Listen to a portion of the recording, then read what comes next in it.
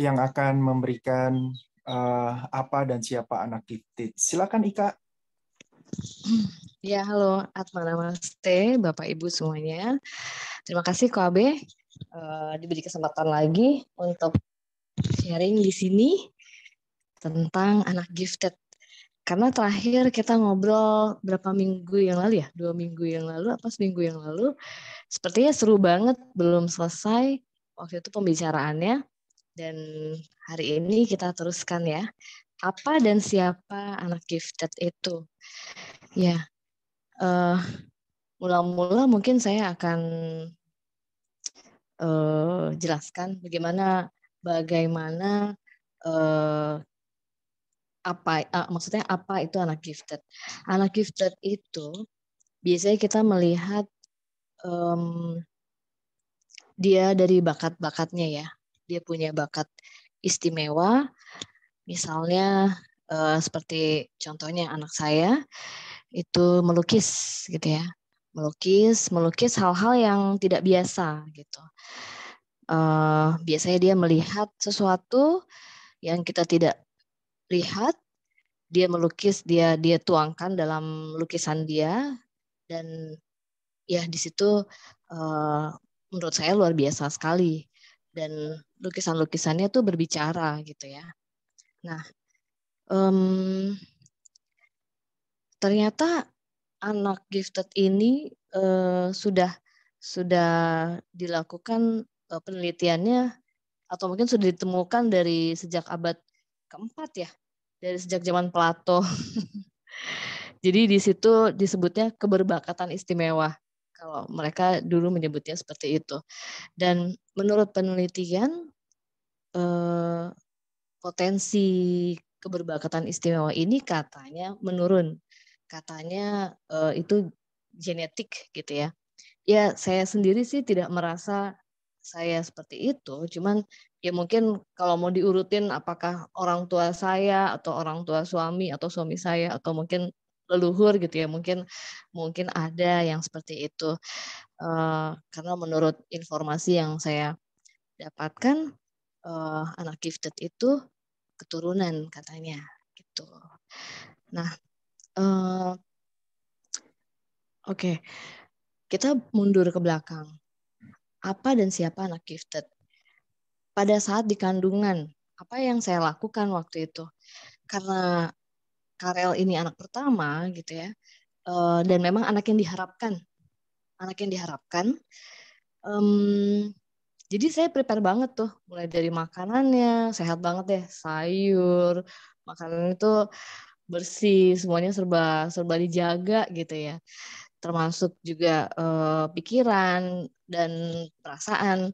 Waktu itu saya dinasihatin sama ibu saya, kalau lagi hamil jangan terlalu euforia gitu. Jadi kalau seneng biasa aja, kalau sedih juga biasa aja. Pokoknya di state rata aja, biasa aja. Jadi tidak berlebihan. Nggak sedih banget atau nggak seneng banget gitu. Biasa aja ya.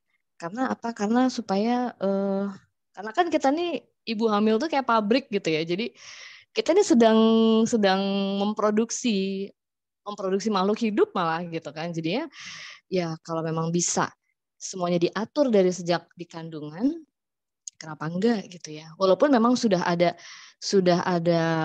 core value yang dibawa dari setiap bayi yang lahir, juga tentunya karunia dari Tuhan ya. Nah, di situ apa namanya? Ya selain makanan saya jaga, stimulasi lain ya saya baca buku, yaitu baca buku Deepak Chopra ya. Kebetulan nggak tahu kenapa tertariknya ke situ sampai saya kasih namanya itu kan. Nah, ternyata apa? Ya kalau di prana itu kan ada level apa soul ya, Koabe. Jadi jiwa itu yang memilih namanya ya. Saya mau dikasih nama ini. Mungkin ya itu juga kenapa saya tiba-tiba bisa baca buku itu, mengarahnya ke situ, dan dia kayak nggak kepengen namanya tuh dikasih nama sembarangan gitu loh. Jadi kenapa saya sampai ngulik ke toko buku Gramedia, arti nama, semuanya. Jadi benar-benar prepare banget gitu. Semuanya benar-benar di-prepare ya. Nah, ya mungkin dari dalam kandungan dia udah gifted, saya juga nggak tahu ya. Jadi terus apa ya, saya jadi diarahkan untuk seperti itu, untuk memberi namanya dan lain-lain. Nah, kemudian selain makanan, kemudian buku, musik, ya saya ingat banget musik itu dulu saya pasti setel musik-musik klasik, itu udah pasti ya, karena memang kan, dari pengetahuan dan informasi yang kita dapatkan, itu bisa menstimulasi otak anak gitu ya. Dan, ya memang betul, saat di kandungan dia dia suka banget gitu musik klasik. Kalau misalnya, apa, musik yang lain tuh, ya saya sendiri juga nggak tertarik gitu, yang atau mungkin yang nggak tertarik tuh saya atau bayinya gitu, saya juga nggak tahu. Ya pokoknya, ya itulah yang saya pilih itu, memang dari dia gitu, dari yang ada di dalam kandungan saya ini. Nah, terus satu lagi, mengajak bayi berbicara, gitu. Nah, eee, dari sejak, diketahui dokter bahwa di umur 4 bulan ya, 4 bulan itu kan kita tahu jenis kelaminnya, perempuan atau laki-laki. Itu saya udah ajak bicara, ya. Nah, caranya tuh, kita kita bikin perjanjian. Jadi misalnya gini, Eee, waktu itu kan saya belum tahu, waktu sebelum cek dokter ini anak perempuan atau laki-laki, kita bikin perjanjian, "Oke, kamu ini perempuan atau laki-laki?" Kalau misalnya perempuan, kasih tanda, misalnya, tendang 1 kali gitu ya, kalau anak laki-laki nendangnya 2 kali gitu. Itu benar kejadian, karena waktu itu kalem banget, di dalam perut tuh kayak nggak ada pergerakan gitu kan. Ini anak perempuan kali ya, kok kalem banget gitu. Tapi ternyata terbalik, setelah 2 kali pengalaman hamil, yang kakaknya yang kalem banget, nggak ada pergerakan, yang adiknya yang terlalu aktif gitu ya, malah sampai, apa, sempat kalau di USG tuh, wah ini posisi sungsang, harus nungging kan supaya balik lagi normal gitu, kalau memang mau melahirkan normal gitu. Nah itu yang adiknya gitu, kalau yang kakaknya kalem banget, bener-bener, apa, nggak ada pergerakan, dia soft banget gitu ya. Nah, oke itu stimulasi musik. Nah pada saat lahir pun juga seperti itu, dia hobi baca buku, buku yang dia pilih juga spesial gitu kan, bukan buku yang, dibaca anak-anak pada umumnya. Buku-buku, apa namanya, buku-buku ensiklopedi gitu, ensiklopedi yang tebel-tebel, yang hardcover. Nah, kemudian musiknya juga dia senang musik yang lebih kalem dibanding musik yang terlalu heboh gitu ya. Nah, eee, oke, kemudian, mmm, sejak kapan sih saya mengenali dia ini gifted ya? Ya pada saat dia menggambar itu sebenarnya, gitu. Pada saat dia menggambar, menemukan pensil warna, kemudian dia bikin suatu bentuk, oke, nggak biasa nih gitu. Terus saya kasih satu tembok, supaya dia bebas menggambar di satu tembok itu boleh gitu kan, tapi jangan ngacak-ngacak tembok yang lain. Ya udah di situ mulai kelihatan gambar-gambarnya. Nah, mmm, apa, jadi terkadang saya ngerasa, eee, apa, dia tuh kayak udah apa ya, kayak kayak ini anak tua banget sih gitu, kenapa sih milih bukunya kayak gitu, dan apa, nggak banyak ngomong memang, anak pertama saya itu yang Karel ini nggak banyak ngomong, dan dia, belajar sesuatu tuh cepat, kemudian minat bacanya juga tinggi. Nah ini salah satu ciri-ciri dari anak gifted, eee, apa, belajarnya cepat, kemudian minat bacanya tinggi, kemudian dia punya perhatian yang menetap pada sesuatu. Jadi, kalau udah ngerjain sesuatu, itu kayak kupingnya nggak denger. Nah, di sinilah waktu itu ibu saya nyangkain dia autis gitu kan. Ini kok dipanggil nggak nengok, nggak nyaut gitu kan. Terus, apa, diajak ngobrol tidak menatap mata gitu kan. Ya ternyata dia pada saat menatap mata kita, dia melihat sesuatu yang kita tidak melihat. Dia melihat sesuatu di orang itu yang kita tidak lihat. Seperti itu. Nah, kemudian salah satu ciri-ciri anak gifted yang lain adalah dia menunjukkan imajinasi yang orisinal. Ya seperti tadi, dia hobinya melukis. Kemudian dikasih foto sama papanya yang baru pulang kantor, sunset itu ya, sunset di sore hari itu. Kemudian oke, dia lihat yang dia gambar barongsai gitu ya. Nah kayak gitu. Jadi itu imajinasinya menurut saya orisinil banget gitu ya. Jadi dia belum pernah melihat, oh itu dia udah pernah lihat barongsai belum ya, umur 3 tahun itu sepertinya sih belum sih. Belum pernah lihat. Ya, karena belum sekolah ya, jadi saya belum sempat nunjukin gambar-gambar barongsai. Oh, ada lagi satu lukisan dia, aku udah kirim ke KOAB belum ya? Atau saya belum kirim ya? Jadi ada film, ada lukisan judulnya Starry Night. Starry Night. Nah itu lukisannya Van Gogh. Dia belum pernah melihat lukisan ini. Kemudian satu hari dia ambil kertas, dia bikin doodle. Doodle tuh semacam kayak sketch gitu aja ya, coret-coret. Terus saya lihat, ini kok mirip apa ya, mirip gambar apa, kayak saya pernah lihat gambar ini di mana ya gitu kan. Oh ternyata lukisannya Van Gogh gitu kan. Nah, itu juga spesial banget tuh. Kok bisa ya dia dapat imajinasi itu gitu kan. Story Night, kemudian gambarnya, iya ini dia. Iya ini dia. Nah, yang di bawah itu adalah lukisannya Van Gogh. Dia belum pernah melihat lukisan ini. Kemudian dia Oh, membuat di atasnya gitu. itu doodle, dan dia kasih judul Moon katanya. Jadi saya yang mencari puzzle ini. Ini gambar saya pernah lihat di mana ya, kok kayak mirip-mirip gitu. Kemudian, oh iya, coba Van Gogh ini mirip juga gitu ya. Terus pada saat dia melihat ini ya dia cuma senyum aja gitu loh. Gitu. Misteri banget ya anaknya. Iya makanya, iya seperti itu. Nah, terus kalau sekarang sih dia hobinya ya gambar hewan gitu ya, gambar hewan lagi kejar-kejaran atau ya pokoknya dia paling senang tuh gambar dinosaurus. Entahlah, dinosaurus itu favoritnya banget, dinosaurus sama ikan gitu ya. Nah, kemudian ciri-ciri yang lain tadi kan sudah belajar dengan cepat, kemudian minat baca tinggi, punya perhatian yang menetap lama terhadap sesuatu, dia terlalu fokus ya, sehingga kalau dipanggil tuh kayak nggak dengar kupingnya. Nah, kemudian imajinasi yang orisinil. Yang lain itu adalah menunjukkan bakat yang menonjol di bidang seni biasanya. Bisa seni musik, atau melukis, atau apa, mungkin seni-seni yang lain gitu ya. Ya tertarik banget di bidang seni itu. Biasanya kalau anak gifted kayak gitu.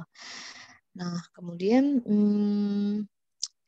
ingatannya juga bagus. Nah seperti tapi nggak tahu juga ingatan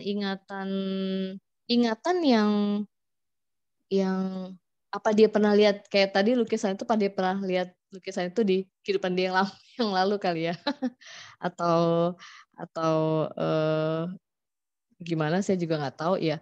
Ya yang pasti anak gifted tuh punya ingatan yang bagus ya. Nah kemudian mereka punya cara menyelesaikan masalah dengan cara yang unik dan tidak biasa gitu. Nah kayak misalnya gini, kalau anak saya, dia menyelesaikan masalahnya dengan diem. Dia diem aja gitu ya. Jadi cukup dia yang tahu, cukup dia yang nyelesain gitu. Dan bahkan saya sendiri nggak boleh tahu apa masalah dia gitu kan. Nah, ya, cuman masalah yang sampai sekarang belum ya, yang mungkin sekarang masih dia hadapin ya itu pertemanan gitu ya. Jadi karena dia terlalu diem gitu kan, sehingga diem itu Mas, iya betul. Iya, karena dia diem, jadi dia kadang tuh kayak suka diusilin sama teman-temannya, dan kalau diusilin pun juga ya udah gitu kan, mau ditusuk-tusuk pakai penggaris dari belakang, ya namanya juga anak-anak ya kadang suka usil, habis itu kan mereka main lagi, main bareng lagi, berantem gitu ya, habis itu main bareng lagi, itu kan ciri khasnya anak-anak seperti itu, jadi tidak ada no hard feeling gitu. Nah, ya itu karena dia diem, jadi teman-temannya tuh kayak care banget sama dia gitu loh. Jadi yang lucunya tuh kalau saya jemput ke sekolah, eee, apa, dia tuh suka malu kalau saya jemput ke sekolah. Karena apa, teman-temannya pasti manggil-manggil dia, "Karel Karel," gitu kan, sengaja di depan saya. Terus, tapi terus saya tanya, "Itu siapa?" "Nggak tahu," kata dia gitu. "Itu siapa yang manggil?" "Nggak tahu," kata dia. Jadi, apa, ya udah ya kayak cuek aja gitu, dia nggak mau saya tahu urusan dia gitu kan, gitu. Nah, kemudian ciri-ciri anak gifted yang lain adalah menunjukkan rasa ingin tahu yang tinggi terhadap banyak hal. Nah, salah satu contohnya, dia suka bikin eksperimen di rumah, ya, sampai sekarang, gitu. Nah, salah satu contohnya tuh, dia bikin eksperimen cat air. Jadi air dia kasih cat, kan berwarna tuh ya, waktu itu dia kasih warna hijau, terus dicampur minyak gitu kan. Dia kocok kocok kocok kocok, mungkin dia penasaran, kok nggak nyampur gitu ya. Oh iya bener ternyata nggak nyampur gitu kan. Nah, jadi udah tahu ya air sama minyak nggak bisa dicampur, seperti itu. Nah kemudian eksperimen yang lain, dia ngeliat ada batu-batu di rumah gitu ya, batu-batu di rumah, terus dia tumpuk batu-batunya pelan-pelan pelan-pelan sampai airnya tinggi. Nah itu dia umur SD kayaknya, SD umur 6 apa 7 tahun waktu itu. Nah jadi kayak yang suka kita lihat di gambar-gambar gambar-gambar, balancing batu balancing itu yang ditumpuk-tumpuk itu loh, Iya, Koabe. Nah iya iya. seperti itu. Saya sampai kaget ngeliatnya, "Loh kamu tahu dari mana batu-batu kayak begini?" Gitu kan. Terus dan lucunya, kenapa tertarik untuk numpuk-numpuk batu kayak gitu kan, ya kalau anak-anak umumnya kan mungkin nggak tertarik ya untuk numpuk-numpuk batu kayak gitu loh, iseng banget gitu kan. Tapi dia nggak, dia justru mungkin penasaran dengan dia tumpuk itu kira-kira ada yang jatuh nggak ya batunya gitu kan. Ya nggak ada sih, dia numpuk pelan-pelan satu, satu, satu, akhirnya numpuk sampai tinggi gitu kan. Itu ada saya foto cuma saya lupa kirim ke Koabe, ada fotonya. Nah itu, ya salah satu dari kepenasarannya dia gitu kan. Nah kemudian, mmm, salah satu, eee, salah satu ciri yang lain adalah anak gifted itu punya perbedaan kata yang banyak sebenarnya, tapi, eee, setiap anak gifted itu punya karakter beda. Jadi ada yang bawel banget gitu ya, jadi nyerocos ngomong udah kayak orang tua sampai nasehatin, ada yang kayak gitu. Tapi kalau Karel nggak diem, dia memang ciri khasnya dia diem, gitu. Apa, ya mungkin nurunin saya sama suami saya ya, kita kan juga nggak banyak ngomong ya, diem gitu kan, apa, ya lebih banyak memperhatikan orang, kalau orang ngomong tuh, ya udah kita perhatiin aja gitu kan, lebih seneng mendengarkan gitu. Nah Karel kayak gitu, dia dia punya ini, apa, eee, perbendaharaan kata banyak, cuma dia diem. Nah, saya taunya dia punya perbendaharaan kata banyak dari mana, karena tiba-tiba suka muncul kata-kata yang, apa, yang menurut saya anak sumur ini belum belum belum, apa, belum biasa digunakan gitu ya. Kayak misalnya, contohnya, eee, misalnya saya mau negur dia gitu ya, saya mau negur dia gitu. Nah, nggak bisa tuh saya langsung marah gitu ke dia. Terus saya mikir, kira-kira kata apa yang matching dengan kosakata dia ya gitu kan. Jadi saya yang berpikir keras. Nah, akhirnya saya ketemu satu kata untuk negur dia, "Kak, gini deh, mama ngalah." Eee, terus baru saya ungkapkan, apa, tujuan saya menegur dia. Nah, ternyata kata mengalah itu sangat penting buat dia. Baru setelah saya mengucapkan kata mama mengalah, baru dia keluar semua ininya, apa, bicaranya dia. Sebelum kata itu keluar, dia nggak mau ngeluarin apa-apa, dia udah menutup mulut seribu basah gitu. Ya, jadi lucu juga gitu. Nah, ya udah saya dapat kata kunci nih, mengalah. Jadi cara untuk ngobrol sama dia seperti itu, gitu.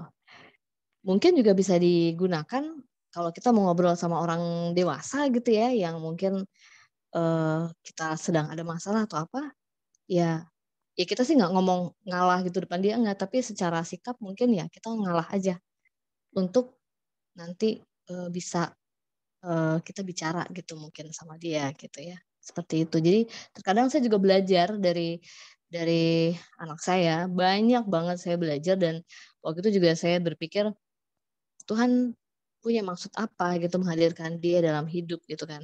Oh ya ternyata untuk merubah merubah saya menjadi orang yang lebih lebih apa ya, lebih lebih fleksibel lagi, lebih ngalah lagi, lebih apa, lebih mencari tahu, eee, keinginan anak-anak gitu kan. Eee, banyak deh, banyak benar-benar saya berubah 180 derajat. Jadi di setiap fase kehidupan kita, kita tuh selalu mulai dari nol. Nanti punya anak kedua dari nol lagi. Karena 2 pribadi yang berbeda walaupun, dari darah yang sama ya, seperti itu. Nah, mmm, oke. Kita tadi kan identifikasi tentang, anak gifted, kemudian mau mundur lagi nih, balik lagi ke yang saat bayi. Nah, pada saat bayi itu anak gifted biasanya sangat waspada dan sangat sensitif ya, tergantung sangat sensitif di indera yang mana. Kalau Karel tuh telinga gitu. Jadi, mmm, nggak bisa dengar sesuatu yang, keras sedikit atau kenceng sedikit. Makanya saya nggak bisa ngomong keras ke dia. Ngomongnya harus harus, harus tone down, harus harus ngalah gitu. Nah, kemudian, mmm, iya waspadanya juga tinggi juga. Kayak dia punya antena gitu, kayak punya sense, apa ya gitu, kayak, eh ini, kalau misalnya saya ajak, ketemu teman-teman saya gitu ya, dia tuh kadang suka jadi kayak saringan buat saya gitu, karena kalau misalnya dia bisa nyaman terhadap orang itu ya ya artinya, eee, apa, ya menurut menurut Karel ya orang ini baik gitu. Tapi kalau misalnya orang ini sudah berpenampilan berpenampilan, misalnya cantik, rapi gitu ya, tapi si Karelnya nggak nyaman di situ, ya entahlah ada sesuatu mungkin gitu ya. Jadi dia bener-bener nggak mau tuh deket-deket orang itu gitu. Ya itu jadi saya kadang, ngelihat orang tuh apa, ya karena si Karel seperti itu ya jadi kayak kayak saringan gitu loh. Nah kemudian, salah satu cirinya lagi, mempunyai pola yang tetap dan teratur. Karena apa? Karena dia mudah belajar. Seperti yang tadi kan dia mudah belajar, jadi diajarin sesuatu sedikit, nah itu langsung diserap dan langsung dijadikan pola sama dia. Malah tapi jeleknya terkadang jadi kaku. Jadi berubah ke pola yang lain, mau saya rubah pola yang lain, susah banget gitu karena dia udah kaku banget, udah misalnya bangun jam 5 terus urutannya udah tahu tuh masak air, kemudian buang sampah, masak nasi, apa segala macam tuh udah urutannya udah pasti. Kalau misalnya saya puter nih, "Kamu misalnya mandi dulu baru mengerjakan yang ini," kayak bingung gitu. Jadi karena saking udah terpolanya. Contoh lain lagi, kayak misalnya, mmm, dia pulang sekolah ikut antar jemput, kemudian saya harus pergi ketemu klien, jadi di rumah kosong, nggak ada orang. Saya bilang, "Kamu pulang ke rumah oma ya." Saya minta antar jemputnya untuk ngantar ke rumah oma opanya gitu. Kebetulan rumah kami dekat. Nah, eee, nah dia tuh marah gitu, dia marah, dia tetap mau ngotot pulang ke rumah gitu kan. Walaupun udah dikasih pengertian bahwa, apa yang namanya perubahan itu pasti terjadi dalam kehidupan, itu dia kayak nggak mau ngerti gitu, nggak mau apa ya, kaku gitu loh, agak kaku. Jadi saya kalau mau punya rencana sesuatu sama dia tuh benar-benar juga harus rapi. Nah itu saya juga belajar harus rapi. Saya harus oke, habis ini kita mau kemana, habis ini mau kemana gitu ya. Harus kalau misalnya nanti berubah, nah itu saya juga harus excuse di awal sama dia. Jadi nggak bisa mendadak gitu, karena dia tidak bisa menerima perubahan mendadak gitu. Ya seperti itu. Karena perkembangannya juga cepat gitu ya. Nah, kemudian ciri lain ya sering tergantung atau minta perhatian. Nah ini lucu nih. Oke. Karena dia itu gifted, jadi pernah satu saat saya bertemu dengan seorang guru spiritual untuk menanyakan tentang Karel gitu ya. Kemudian saya mencoba memberikan memperlihatkan foto Karel dari handphone saya gitu kan. Nah, pada saat saya masuk galeri, udah dapat nih fotonya Karel. Terus saya mau klik, saya perbesar, itu nggak bisa. Saya coba lagi klik sampai 3 kali nggak bisa. Terus guru saya cuma senyum-senyum depan saya gitu kan. Kenapa ya kok fotonya nggak mau muncul? Saya bilang gitu. Ya dia nggak mau. Karena dia di sebelah kamu. Loh, saya kaget gitu kan. Oh, ngikut gitu, ngikutin saya pergi gitu kan. Jadi ternyata dia suka ngikutin saya pergi. Nah, pulang dari situ, saya masuk kamar dia lagi asik main game gitu kan. Terus saya cuma gini, saya declare gitu ke dia, kamu tadi ngikutin mama pergi ya? Terus dia cuma senyum aja gitu kan. Gitu. Ya kayak gitulah dia gitu. Ya unik sih, unik. Mungkin nanti suatu saat ya dia harus dilatih supaya kelebihan dia itu bisa untuk membantu sesama ya, Koabe ya. Kayaknya menarik banget nih gitu. Iya. Iya. Nah, oke. Anak-anak gifted terkadang bermasalah di sekolah, termasuk anak saya juga gitu. Karena apa? Karena mereka banyak mempertanyakan sesuatu, mempertanyakan kenapa ini, kenapa itu, kenapa ini, kenapa itu gitu ya. Nah, mereka terlalu terlibat emosi mental dan juga terkadang fisik yang terlalu dalam. Karena anak-anak ini sangat perasa gitu loh, sangat sensitif gitu. Nah, misalnya dia ditegur guru, kemudian saya nasehatin gitu ya.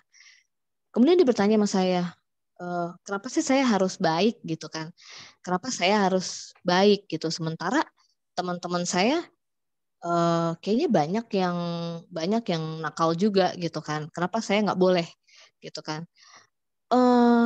Ya aku bilang, saya cuma bilang gini, ya pada saat kamu ditegur guru itu pasti kamu melakukan kesalahan. Nggak mungkin kamu ditegur kalau nggak melakukan kesalahan.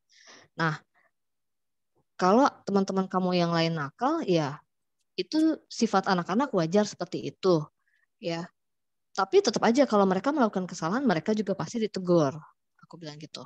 Cuman ya itu dia kadang apa ya, ya butuh penjelasan lebih terhadap sesuatu. Ya, jadi kita ngobrol itu kayak ngobrol sama orang dewasa gitu, kayak bukan anak-anak gitu. Kita harus ngejelasin, kalau kita mau negur dia, kita jelasin deep banget kenapa apa gitu, karena dia pasti bertanya gitu. Dan dia suka memperluas konteks pertanyaannya dia, sehingga terkadang harus saya gambar. Saya sampai gambar loh untuk ngejelasin ke dia ya, karena dia itu kan visual banget. Dia visual banget.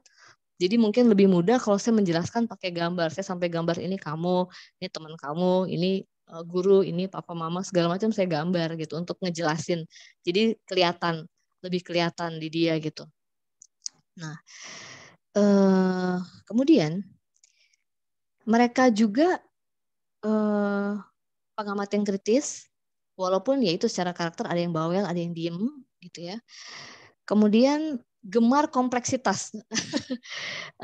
Nah, gemar kompleksitas ini ya kayak tadi kaku gitu ya. Kenapa sih nggak dibikin simple aja gitu kan? Ya kalau segala sesuatu itu bisa berubah mendadak gitu kan. Tapi dia nggak. Dia demennya yang gitu kompleks gitu kan. Jadinya kan kalau menurut saya nyusahin ya. Terkadang nyusahin jadinya gitu kan. Gitu ya. Cuma ya dia seperti itu gitu. Nah, kemudian, nah ini satu lagi. Anak-anak gifted ini susah disuruh belajar, termasuk dia gitu kan. Yang namanya menghafal tuh nggak bisa. Jadi mereka benar-benar pada saat dijelasin guru, ya udah kalau mereka suka sama gurunya atau suka sama pelajarannya itu akan nyerap dengan cepat. Tapi kalau nggak akan masuk, nggak akan hafal, nggak akan, pokoknya udah ignorance, sudah nggak peduli gitu ya. Nah, tapi hasil ujiannya tuh selalu bagus, walaupun mereka nggak belajar gitu. Nah, yang lucu waktu saya saya kan belajar Prana ini ya tahun 2017 di Kamsa. Kemudian habis itu saya tertarik dengan meditasinya, saya rajin meditasi. Nah, di situ nilai ulangan dia bagus, membaik lah, bagus gitu kan. Terus sampai suatu hari saya suruh belajar, dia bilang, "Mama meditasi aja," katanya. Terus saya bilang, "Loh, ya enggak lah, kamu tetap harus usaha," gitu kan. Jadi jangan orang lain yang mengusahakan keberhasilan kamu. Kalau kamu mau berhasil, kamu juga harus usaha gitu. Kalau mama meditasi, ya itu memang tugas mama, berdoa dan meditasi, ya kan? Ya mungkin ibu-ibu di sini tahu kita sebagai ibu-ibu kan harus jadi tiang doa ya untuk keluarga kita gitu. Ya, itu kewajiban kita. Nggak boleh nggak boleh lepas itu doa dan meditasinya gitu kan. Nah, saya juga selalu bilang sama dia, setiap mau belajar, mau ulangan, jangan lupa doa, jangan pernah tinggalkan doa, gitu. Karena kalau kamu benar-benar dalam kesulitan, Tuhan pasti akan bantu kamu. Karena Dia lihat kamu rajin berdoa. Kalau sama anak-anak ngomongin seperti itu ya, gitu. Ya. Kemudian apa lagi nih? Tadi tentang di sekolah, kemudian karakteristik intelektual ya. Nah, karakteristik intelektual ya karena anak-anak gifted ini kreatif pada umumnya, kreatif secara visual gitu ya. Jadi kalau misalnya dia dapat tugas dari sekolah, ya itu kayak misalnya dia bikin apa ya, waktu itu disuruh bikin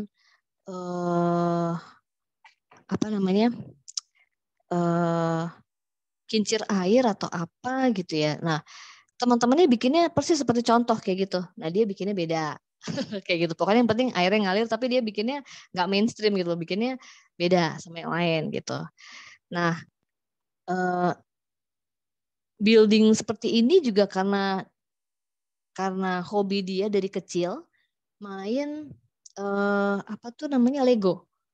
Lego kecil itu. Nah, Lego ini kan tematik ya biasanya. Tapi sama dia enggak dicampur. Jadi misalnya saya beliin Lego tentang mobil, dia nggak pernah bikin mobil. Atau saya beliin Lego tentang pesawat atau apa, enggak, sama dia dicampur tuh semua. Jadi satu box itu Lego udah dia campur dan dia create sendiri. Dia nggak mau create apa yang sudah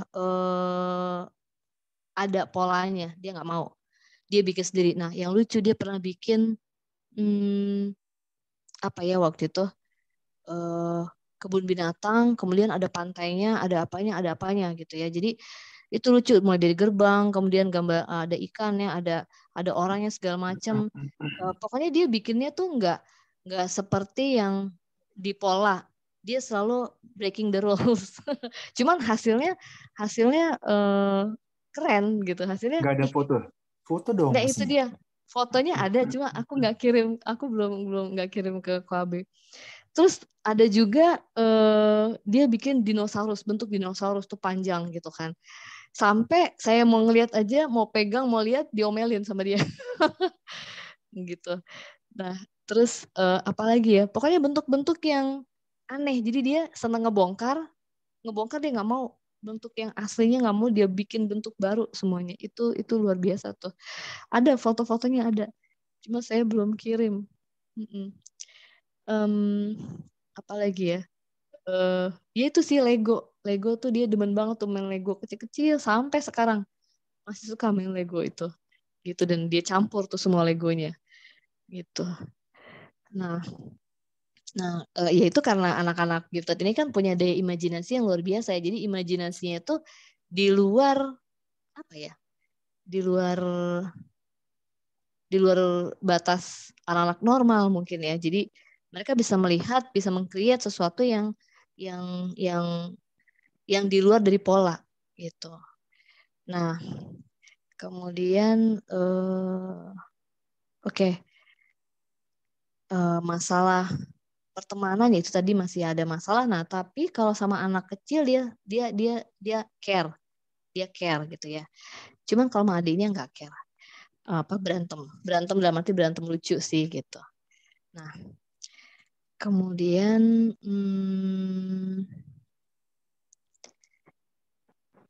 oke, yang paling khas dari anak gifted ini adalah mereka punya perasaan yang sangat dalam, terhadap sesuatu. Kayak misalnya saya eh, ngobrol apa ya, eh, ngobrolin tentang oke, misalnya dia lagi nakal nih, lagi lawan saya gitu ya. Kamu tuh harusnya bersyukur punya orang tua apa, seperti mama papa, kamu tinggal di rumah, terus apa, tidur di tempat tidur nyaman. Coba tuh anak-anak yang di gang sana tuh gitu kan, kayak gini, itu dia bisa basah mata gitu kan, bisa. Kalau Oh, adiknya mah iya, dia kayak gitu. Kalau sampai sekarang 14 tahun umurnya masih kayak gitu. Jadi touchy banget, apa istilahnya, lembut banget perasaannya. Kalau adiknya cuman oh gitu. Jadi terus kadang kalau adiknya usil sama kakaknya, adik udah diem aja kata dia. Udah diem aja adik gitu kan, dengerin aja mama ngomong gitu. Jadi ya itu karena dia apa ya, ya karena care-nya dia itu gitu, peka banget, perasaannya tuh peka banget. Bahkan waktu waktu apa namanya, eyangnya meninggal, dia nggak mau ngeliat petinya gitu kan. Lihat tuh eyang kayak tidur gitu kan, nggak, dia nggak mau lihat, dia lewat aja set gitu. Kalau adiknya sempet lihat, oke, ya gitu ya, karena eh, selain dia peka, ya mungkin dia juga melihat sesuatu gitu ya, yang menurut dia apa sih nih gitu, ganggu gitu. Jadi nah ini saya lagi dalam ngebimbing dia juga gitu kan. eh apa ya, karena pada umumnya sifat anak gifted itu introvert. eh sebenarnya saya harus membatasi dia main handphone itu, karena ya itu, kalau udah main handphone udah deh, kayak nggak nggak ini dunia luar gitu ya, gitu. Nah, kemudian, nah ini yang bagus. Ciri-ciri eh, anak gifted.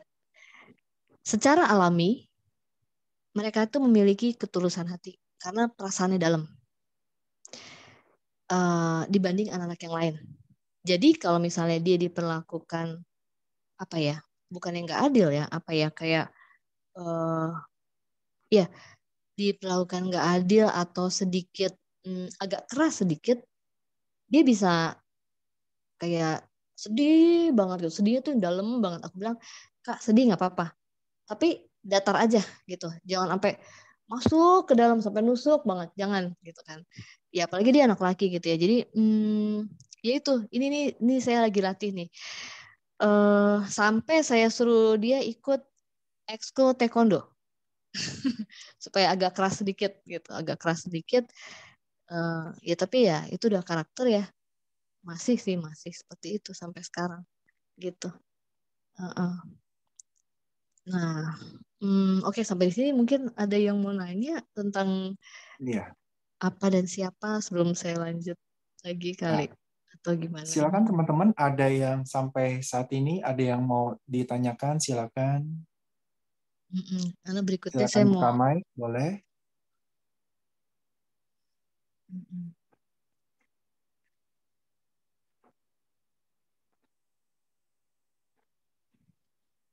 Iya, Oh, belum ada. Oke. ya, oke. Kita lanjut Belum ya. dulu lagi, Oke, boleh. kita lanjut. Silakan. Nah, eh motivasi jadi karakteristik motivasi dan nilai-nilai hidup dari anak-anak gifted ini, ya.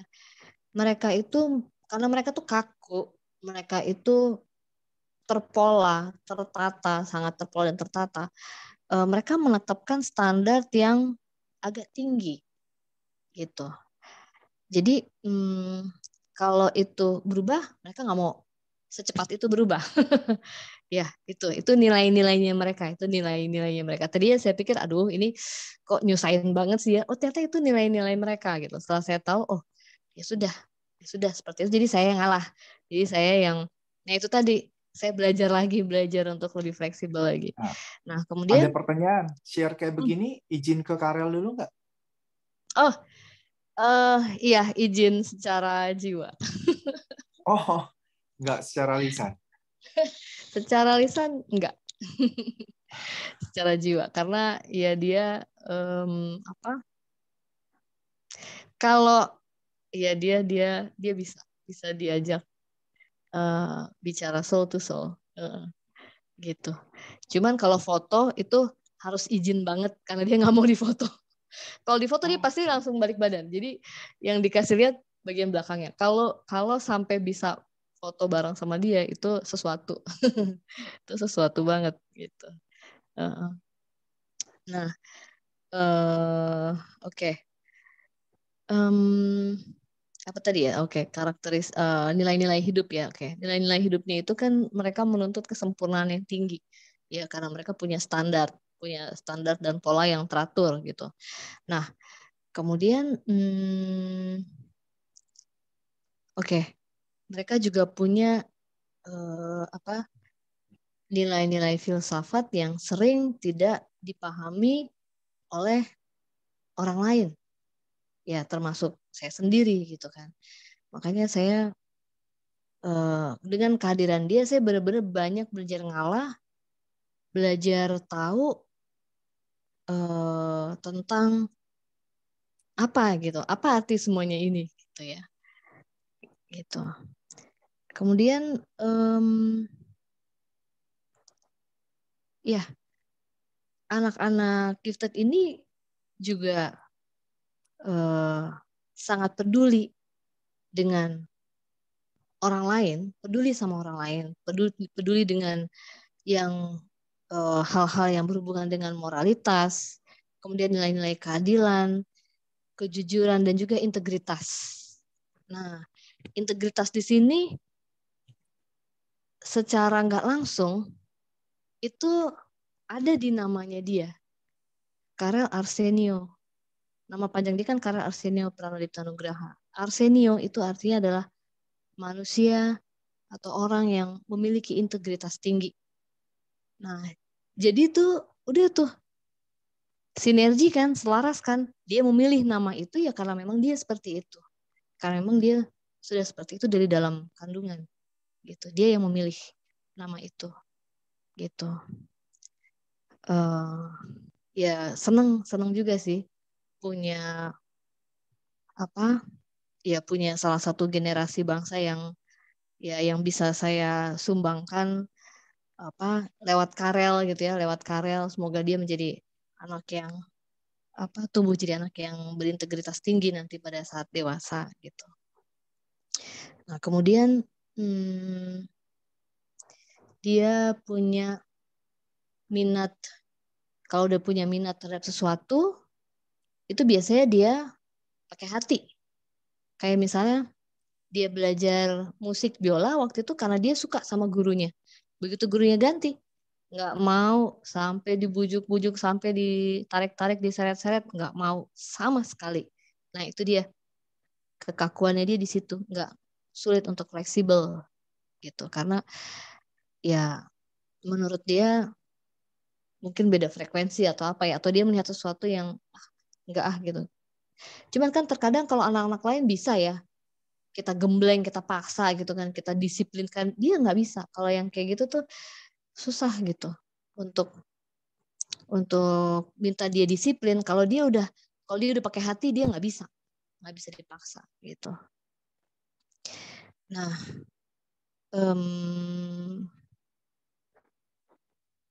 oke. Apalagi ya, karakteristik nilai hidup udah, emosi, kemudian aktivitas ya seperti anak-anak lain. Mereka senang bermain, cuman yang mereka kerjakan pastinya kalau anak-anak gifted ini berbeda dengan anak-anak lain, jadi terkadang nggak bisa nyampur.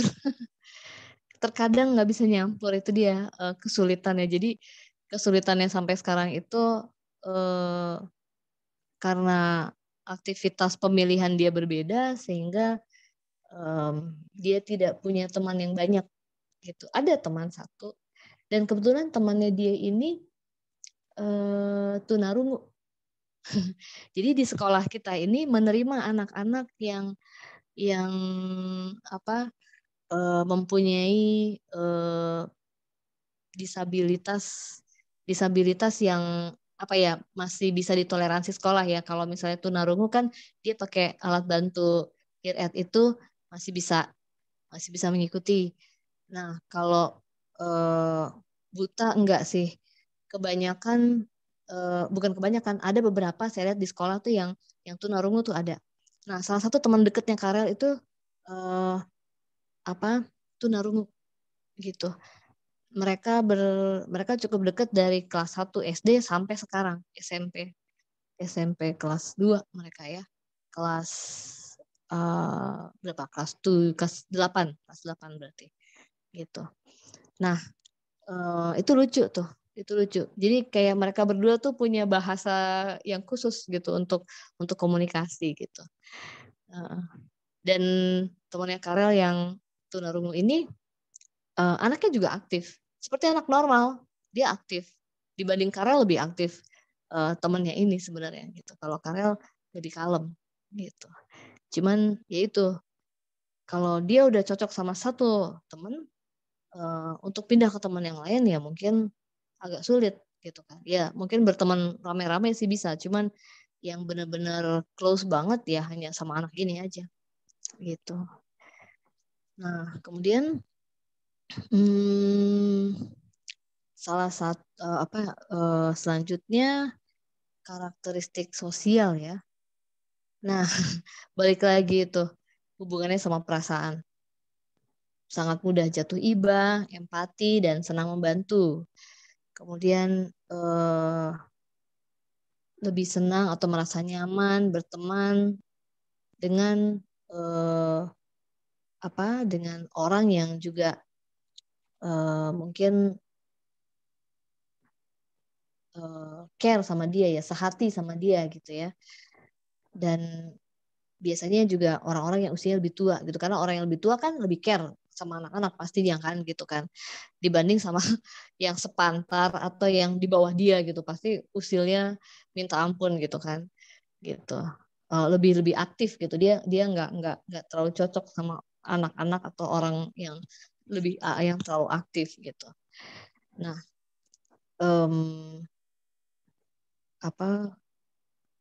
kemudian nah ini balik lagi yang tadi, sulit melakukan kompromi dalam pendapat umum. Nah, kompromi yang tadi itu merubah jadwal sedikit tuh susahnya minta ampun gitu. Itu tuh salah satu cirinya. Jadi kaku gitu ya.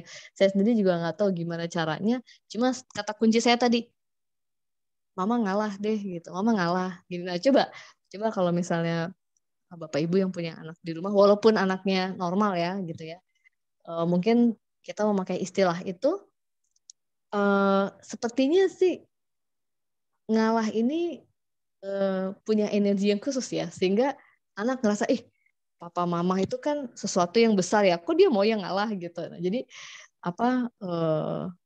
kayak Karel gitu terus langsung wah, begitu dengar mamanya mau ngalah gitu kan, wah langsung dia ngomongnya banyak. Mungkin sebelumnya dia nggak mau ngomong karena dia ngelihat mamahnya masih di sini posisinya. Begitu mamanya bilang oke, mama ngalah kak, gini-gini, kelihatan tuh turunnya, baru dia mau ngomong gitu ya. Nah, oke. Nah, ini yang menarik nih, ada 6 tipe anak gifted. Kalau Bapak Ibu punya anak gifted di sini, mungkin bisa bisa diperhatikan. Jadi yang pertama itu the successful. Tipe successful itu anak gifted yang dapat mengikuti sistem pendidikan yang dengan baik dan mampu meraih prestasi, ya. Prestasi akademis khususnya. Itu tipe successful. Kemudian yang kedua, tipe challenging, ya. Anak gifted yang potensinya tidak terdeteksi oleh pihak sekolah karena prestasi akademisnya tidak menonjol, ya. Dan seringkali dia kayak kelihatan seperti anak yang bermasalah gitu loh di sekolah, anak bermasalah sampai orang tuanya sering dipanggil gitu. Nah, itu tipe challenging. Kemudian yang ketiga adalah tipe underground. Nah, tipe underground ini anak gifted yang menyembunyikan potensinya. Mungkin seperti Karel, dia menyembunyikan potensinya gitu. Jadi kepala sekolahnya itu baru tahu Karel seperti ini itu pas dia kelas 6 SD. Dan waktu itu saya sempat ditegur, Ibu kenapa nggak ngomong dari awal? Jadi gini-gini. Oh enggak Bu, nggak apa-apa, biar dia diperlakukan sama seperti anak-anak yang lain. Jadi saya nggak mau ada perlakuan spesial gitu. Dan ya itulah Karelnya pun juga dia nggak mau kelihatan gimana, jadi dia ya udah diem aja gitu ya gitu. Nah, cuman jeleknya kalau anak yang menyembunyikan potensinya itu jadi nggak bisa mengaktualisasikan potensinya juga gitu, karena kan nggak ada yang tahu gitu kan. Nah, cuman ya karena itu pilihan dia, jadi misalnya saya suka nyuruh Kak, ini di sekolah lagi ada lomba ini, dia nggak mau ikut. Ini ada lomba ngelukis loh, kan kamu jago ngelukis, nggak mau dia, nggak mau, pokoknya ya rada susah gitu, nggak mau, ya udah gitu, ya udah itu pilihan kamu, nggak, ya terserah gitu kan. Cuman ya dia tidak ada di barisan anak yang berprestasi secara akademis maupun bakat apa talentanya gitu. Jadi ya biasa-biasa aja, jadi kayak anak yang biasa-biasa aja gitu. Nah, kemudian yang keempat, wah ini yang rada bikin deg-degan, the dropouts. The dropouts itu adalah anak gifted yang tidak mendapatkan dukungan dari sekolah maupun orang tua. Nah, ini kasihan anaknya ya, karena tidak benar-benar nih tidak terdeteksi sama sekali kalau ini gitu kan. Dan udah nggak terdeteksi, tidak didukung gitu. Jadi dari sekolah, orang tua dan lingkungan tuh nggak ada dukungan. Ini penurunan prestasinya luar biasa pasti, sehingga dia seringkali udah nilai akademisnya turun, terus ya itu tadi sampai drop out, makanya dibilangnya the drop out. Nah, yang kelima itu the double labeled. The double labeled adalah anak gifted yang memiliki gangguan fisik, emosional, dan mengalami gangguan belajar, sehingga potensinya tidak berkembang. Ini juga kasihan. Nah, di sekolah tuh dulu waktu di TK saya pernah melihat ada anak seperti Karel juga. Cuman saya gimana ya mau ngomong sama orang tuanya, kan takutnya nanti defense gitu kan. Akhirnya satu hari orang tuanya nyamperin saya gitu kan. Katanya disuruh kepala sekolah ngomong sama saya gitu kan. Oh ya udah. Terus ya benar kan, setelah saya jelasin gitu kan seperti apa gitu kan pengamatan saya terhadap anaknya, tuh saya juga ceritain pengalaman saya dengan Karel. Benar, dia defense abis gitu kan. Wah ya sudah, akhirnya ya agak terlambat sih gitu. Cuman ya itulah, makanya jadi masa depan anak itu terkadang walaupun kita tahu nih sayang ya, dia anak unik gitu kan. Tapi kalau tidak ada dukungan ya kita bisa apa gitu kan. Eh, ya sedih aja gitu ngeliatnya, sedih bener gitu. Apa? Ya ya udahlah, itu mungkin pelajaran untuk orang tua dan anaknya juga ya, entah mereka harus melewati pelajaran apa gitu kan. Nah, kemudian yang terakhir adalah tipe anak gifted yang terakhir adalah the autonomous learner. Jadi anak gifted yang memiliki kemandirian dan konsep diri serta jiwa kepemimpinan yang kuat hingga dapat menempatkan dirinya dengan baik di sekolah dan mengembangkan dirinya sebaik-baiknya di masyarakat. Nah, ini beda sama yang the successful. Jadi dia bukan secara eh, apa namanya akademis, tapi secara karakter. Dia punya karakter yang kuat sehingga dia punya kemandirian gitu kan. Jadi dan punya konsep diri yang kuat. Nah, ini bagus nih. Pengen banget anak-anak kita kayak gini gitu ya. Eh Terkadang nilai akademis itu apa sih gitu, kayak misalnya kalau dipikir-pikir saya juga nggak pernah ranking dulu tapi keliling dunia gitu kan. Saya pernah ranking terakhir loh kok, Abe, beneran. Oh, Apalagi iya serius, ranking dulu terakhir waktu pas SD. SMP atau SMA? SMA. Waktu SD lah. Waktu Oh, SD itu SD. kayaknya belajar tuh apalagi matematika itu aduh gitu kan, sesuatu Males yang banget ya. sulit buat saya gitu.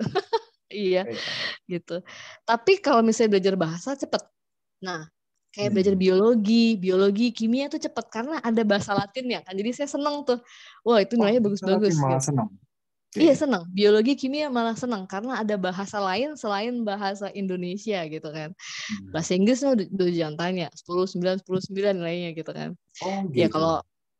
kalau pelajaran yang lain ya memang menghafal. Menghafal itu ya karena saya tipe belajar saya kinestetik, jadi saya harus sambil nulis gitu kan, menghafal. Iya. Jadi saya nulis ulang, saya bikin pertanyaan, saya jawab sendiri ya kayak gitu. Jadi saya juga nggak bisa menghafal mati gitu kan. Jadi kita harus tahu tipe-tipe kita nih apa. Iya. Agak kemit Ika, ya. Jadi gifted itu bisa jadi malah nggak berprestasi ya. Jadi di sekolah juga bisa bermasalah atau apa, tapi dia tetap gifted, tetap spesial, pasti ada kemampuan yang belum ini. Ika, kemit itu ininya, dirimu mic-nya. Ika, iya, kita coba. Iya, ininya, kemute dirimu. Oke, Oh ya, itu siap. kembali lagi Udah. ke kita sebagai orang tua untuk menyadari dan melihat anak kita ini seperti apa gitu, dan jangan memaksakan kehendak kita karena Iya, setiap anak itu punya core value-nya. Percaya deh, anak ini ujungnya akan baik-baik aja gitu loh. Karena seringkali eh, sekarang nih saya kalau lagi healing gitu ya, ngadepin pasien atau klien itu isu mereka tuh isu masa kecil gitu, entah itu iya, mother issue atau father issue atau apapun itu pasti, dan itu sulit dihilangkan. Jadi kayak kayak ya semacam kayak benih yang terus tumbuh gitu ya, dan itu deep banget gitu ya, perlu perlu apa ya, kayaknya perlu bukan cuma di healing tapi dia juga butuh lingkungan lingkungan yang benar-benar nurturing dia gitu loh, apa agak berat juga gitu, apalagi kalau misalnya punya orang tua yang agak toksik gitu ya. Wah, itu ya nggak tahu deh. Saya juga drain gitu, bukannya saya nggak mau bantuin, tapi ya saya juga eh, ya kita juga mikirin diri kita ya gitu kan, maksudnya ya iya. kita doain juga dia pasti akan ketemu dengan orang yang akan menolong dia, akan ketemu tribes-nya gitu kan, itu pasti, mungkin bukan sama kita tapi sama orang lain gitu, itu doa saya selalu gitu. Nah, oke, udah tipe anak gift.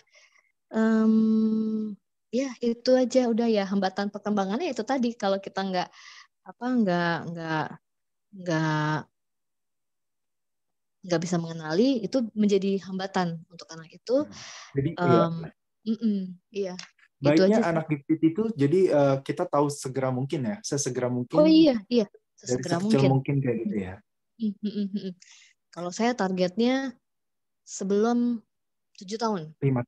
Karena Berapa? 7 tahun dia 7 tahun kan dia masuk SD. Nah jadi ya oke 5 tahun masih bisa dikejar, terus sisa 2 tahunnya kalau bisa dikejar secepatnya gitu ya. Karena 7 tahun ke atas mulai melambat perkembangan otaknya dan polanya mungkin udah terbentuk. Tapi tunggu, anak gifted ya udah terbentuk sih polanya itu tadi kaku itu yang tadi saya sebutin. Jadi kita ini yang banyak ngalah sih kalau aku bilang. Beda sama Iya. special need. Kalau anak special need itu kan masih bisa ditreatment. Masih bisa ditreatment, diterapi, di apa gitu ya. Kalau anak gifted itu bukan diterapi sih, tapi bagaimana kita memperlakukan dia gitu. Bagaimana kita memperlakukan dia dan kita menyadari kehadiran dia untuk kita nih apa gitu. Jadi untuk merubah kita juga gitu. Kalau saya sih gitu. Gitu. Banyak-banyak dari diri saya yang berubah pada saat dia lahir, anak kedua lahir, berubah lagi, mengalami peristiwa hidup yang lain lagi, dari nol lagi, ya terus saja. Nggak berhenti-berhenti. Ya. Ya. Thank you. Keren. Iya, iya, iya. Terima kasih. Ya pokoknya yang penting membangkitkan keberbakatan mereka. Pasti setiap anak punya bakat, punya talenta itu penting banget. Dan menghargai pendapat mereka, apresiasi itu perlu. Saat kita negor, kita jelasin, terus udahnya kita minta maaf, kita bilang terima kasih, terus kita peluk. Itu ini banget apa?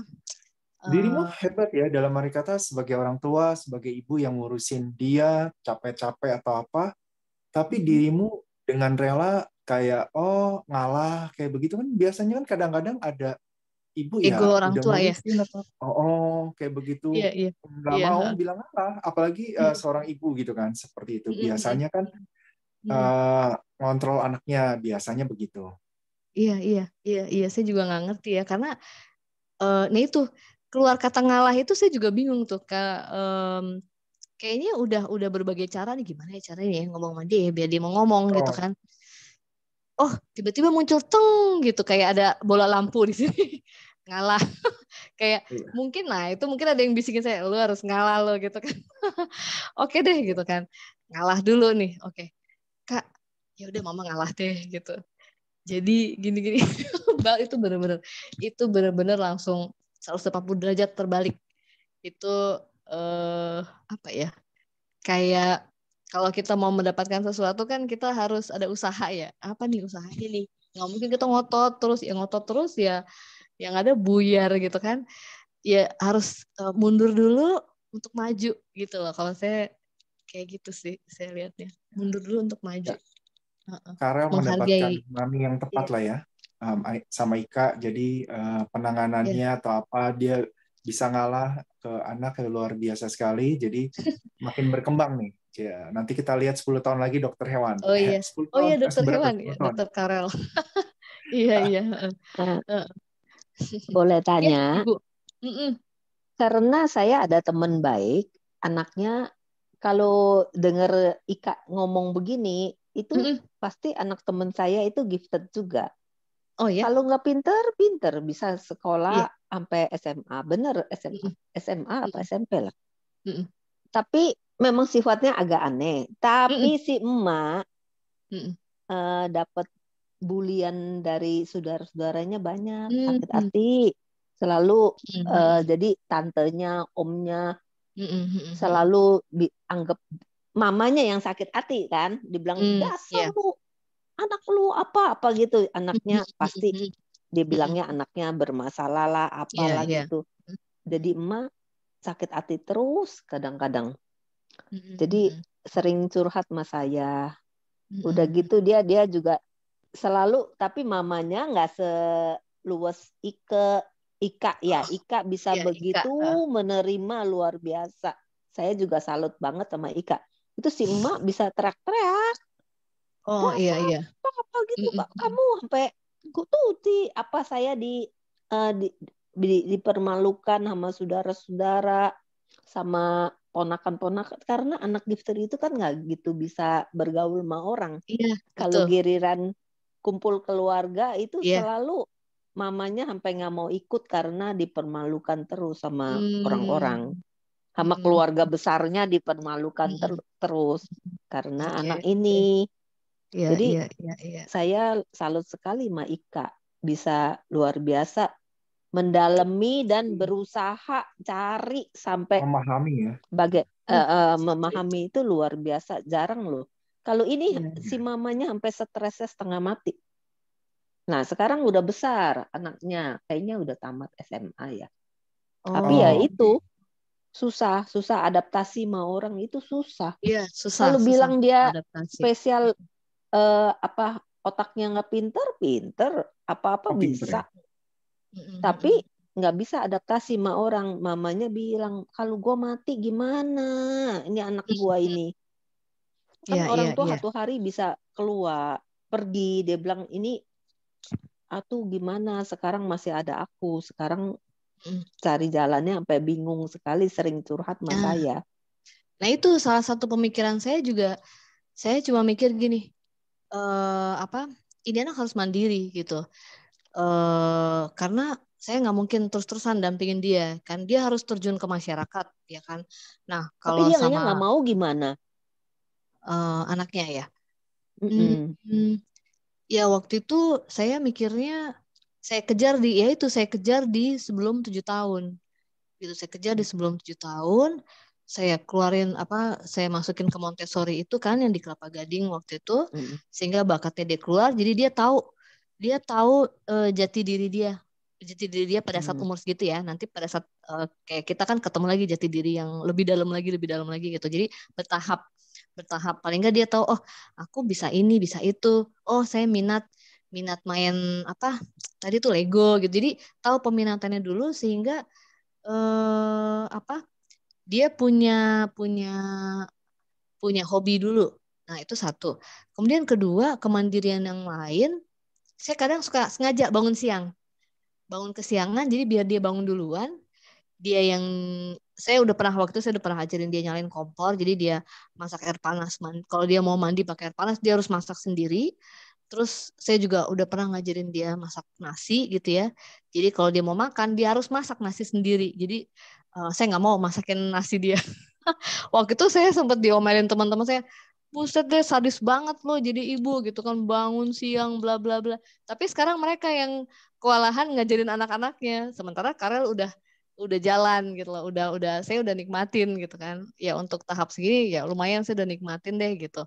Jadi saya tinggal nyuruh, Kak, ini coba dicek nasinya kurang apa enggak, kalau kurang masak lagi atau apa gitu. Jadi ya mau nggak mau dari kita sih yang ngajarin, Bu. Diajarin ya. Harus Cuman diajarin. masalah sakit hati itu gimana ya? Oke. Saya kesian juga sama teman saya. Jadi dia ceritanya kan saudaranya banyak. Jadi ibunya ini banyak saudara. Banyak saudara keluarga besar. Jadi selalu bilang adiknya sendiri, kakaknya sendiri. Anak lu, bilangnya anaknya yang nyakitin hati lah. Enggak, Jadi ya.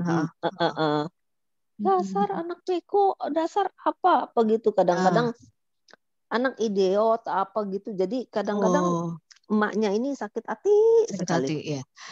Nah, mungkin ibunya bisa diajak meditasi di sini, Kowe gitu kan. Itu. Iya, Kita bisa membaca pikiran. Jadi self healing ya. Jadi ibunya istilahnya dikuatkan. Bener. Ibunya hidup. Sorry aja ya, saya bukan membuka rahasia orang. Saya ngelihat dia kesian, tapi gimana nolonginnya? Ketemu suami juga capek makan ati, ketemu anak makan ati, jadi kayaknya tiap hari ngomel terus.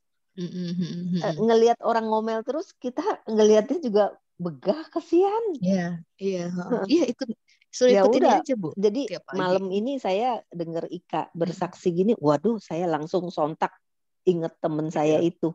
Aku mau cepet-cepet deket-deketin dia supaya dia bisa ikut meditasi dulu.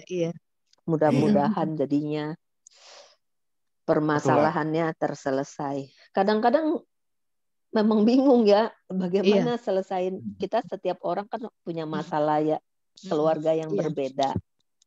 Cuman jadi paling gampang jawabannya ajak meditasi. Iya. Gitu. Nanti dia akan bisa menerima, bisa apa, itu yang susah itu. Iya. Kalau meditasi itu kayak benang kusut, dia akan terurai sendiri. Gitu. Iya. Oke. Beneran ya? Kita tutup secara formal dulu aja kali ya, Kak. Maksudnya 1-2 kalimat penutup, stop rekamannya, nanti kita boleh lanjut ngobrol-ngobrol. Oke. Iya, oke. Terima kasih. Terima kasih sebelumnya, terima kasih sebelumnya Koabe, Bapak Ibu semuanya yang sudah mengundang saya di sini. Satu pesan saya, kita harus menghargai setiap anak. Mau dia gifted atau bukan, nomor satu itu menghargai dulu, gitu. Nah, kemudian menghargai pendapat, menghargai ide mereka, dan yang paling penting adalah menghargai impian mereka. Karena setiap manusia yang lahir ke bumi itu pasti punya impian. Ya, jadi ya kita aja punya, apalagi mereka gitu kan, gitu, mereka yang spesial, yang unik gitu. Nah, kita geser ego kita, karena ya kalau sekarang kan istilahnya yang maju anak-anak, kita yang di belakangnya. Jadi biarkan mereka meneruskan masa depan mereka, jadi penerus bangsa juga ya kan, bangga juga ya punya anak-anak yang punya karakter bagus gitu kan. Jadi bisa selaras gitu. Oke, gitu aja Koabe. Terima kasih. Keren, thank you Ika, sharingnya sangat makasih. berguna. Terima kasih.